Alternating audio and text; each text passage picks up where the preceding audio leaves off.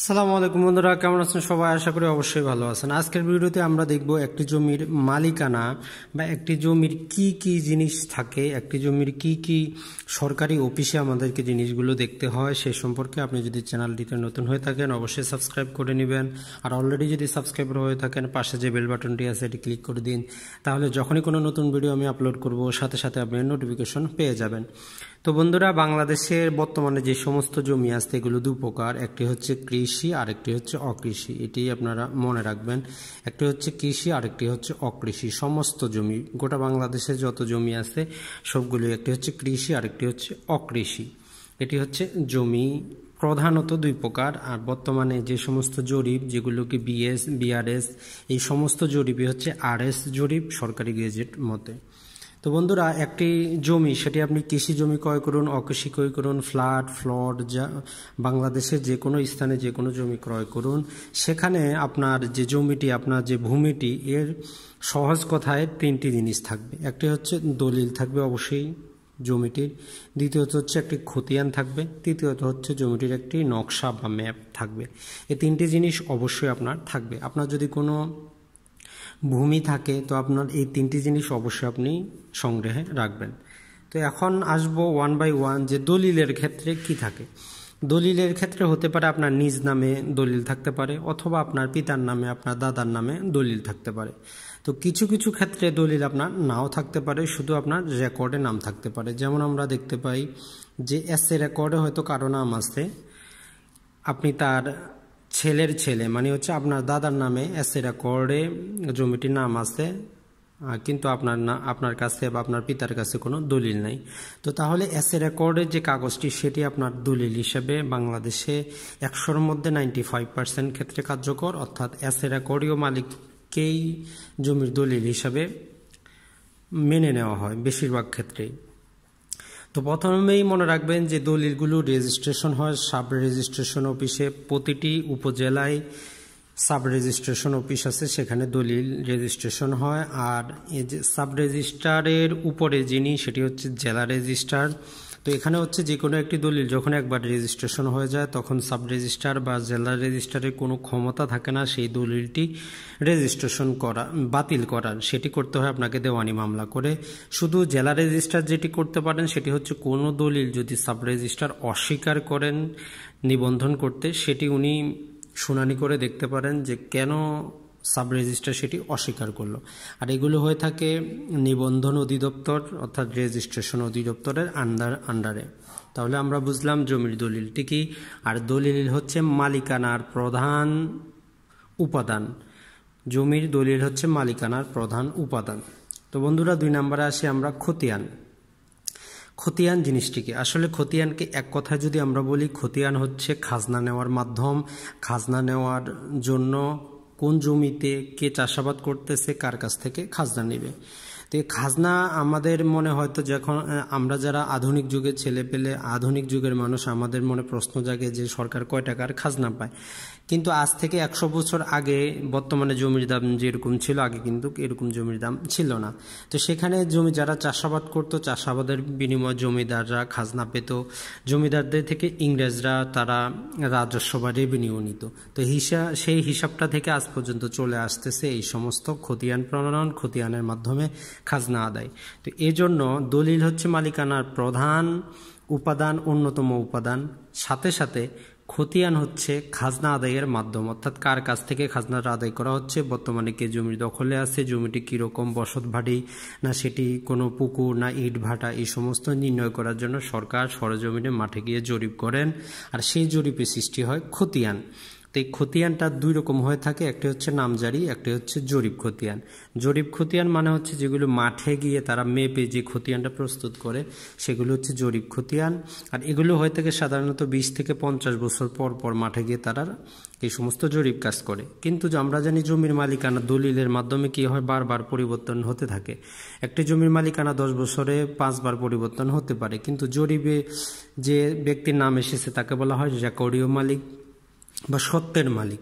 তো রেকর্ডীয় মালিকের নামে কিন্তু থেকে যায়। তো এই জন্য এর নামজারি অপশনটি হচ্ছে, যখন জরিপ কাজে যার নাম ছিল তার কাছ থেকে যদি দলিলের মাধ্যমে অথবা কারো মৃত্যুর পরে যদি খাজনা আদায়, যার কাছ থেকে খাজনা আদায় করা হবে তার যদি মালিকানা চেঞ্জ হয়ে যায়, তখন নামজারির মাধ্যমে কি করা হয়, জরিপে যার নাম ছিল তার জায়গায় তার নাম থেকে নতুন যে মালিক হয়েছেন দলিলে ওনার নামটি সেখানে দেওয়া হয়। এটি হচ্ছে নামজারি। আর জরিপ হচ্ছে সরজমিনে গিয়ে সেখানে ম্যাপ তৈরি করা হয়, সেখানে খতিয়ান তৈরি করা হয়। আর এই জন্য বাংলাদেশের প্রতিটি উপজেলায় 3টি পার্বত্য উপজেলা বাদ দিয়ে খাগড়াছড়ি, বান্দরবন এবং রাঙ্গামাটি, এই 3টি জেলা বাদ দিয়ে বাংলাদেশের বাকি যে 61টি জেলা আছে সব জেলার উপজেলা একটি করে সেটেলমেন্ট অফিস আছে। সেই সেটেলমেন্ট অফিস এই সমস্ত কিছু দেখেন। তার পরবর্তী হচ্ছে এই যে নামজারি এগুলো করে থাকেন এসিল্যান্ড। আর এই যে জরিপ কাজের এগুলো সেটেলমেন্ট অফিসার আছেন উপজেলার মধ্যে, প্রতিটি উপজেলা সহকারী বা সেটেলমেন্ট অফিসার থাকেন। তারপর হচ্ছে ম্যাপ। এই যে সেটেলমেন্ট এরা যখন সরজমিনে জরিপ করেন, খতিয়ান প্রণয়ন করার পূর্বে তারা প্রথমে ম্যাপ তৈরি করেন। এই ম্যাপ যারা তৈরি করেন সেখানে যে সমস্ত আমিন থাকেন, সাধারণত 3 জন আমিন থাকেন। একজনকে বলা হয় সর্দার আমিন, চেইনম্যান। তো প্রথমেই তারা যে কাজটি করেন সেটি হচ্ছে যে মৌজাটি তারা ম্যাপ করবেন, নকশা করবেন, প্রথমে সেই মৌজা তারা পরিদর্শন করে দেখেন মৌজার জমির প্রকৃতি কীরকম পরিবর্তন ঘটেছে। যদি 33% বেশি তারা দেখেন যে না সেখানে জমির পরিবর্তন হয়নি, তাহলে যে কাজটি করা হয় পুরাতন যে ম্যাপটি ছিল সিএস বা আরএস, যে ম্যাপটি পুরাতন ছিল সেই ম্যাপটির উপরে তারা নতুন করে আরেকটি ম্যাপ করেন, সেখানে তারা কোনো ট্রাভার্স করেন না। তো এখানে প্রশ্ন আসতে পারে ট্রাভার্স জিনিসটা কি। তো আমরা সবাই জানি বর্তমানে আমাদের সবার কাছে মোবাইল আছে, মোবাইলের একটি IMEI নাম্বার আছে, তার মাধ্যমে আমরা কি করতে পারি, লোকেশনগুলো ট্রেস করা হয়। অর্থাৎ সহজ কথায় বললে জিপিএসের মাধ্যমে আপনি কোথায় আছেন সেগুলো ট্রেস করা যায়। তো আপনার যে নির্দিষ্ট মৌজা সেটি যদি পুরাতন ম্যাপের উপর না করা হয়, পুরাতন ম্যাপের উপর যদি করা হয় একে বলা হয় ব্লু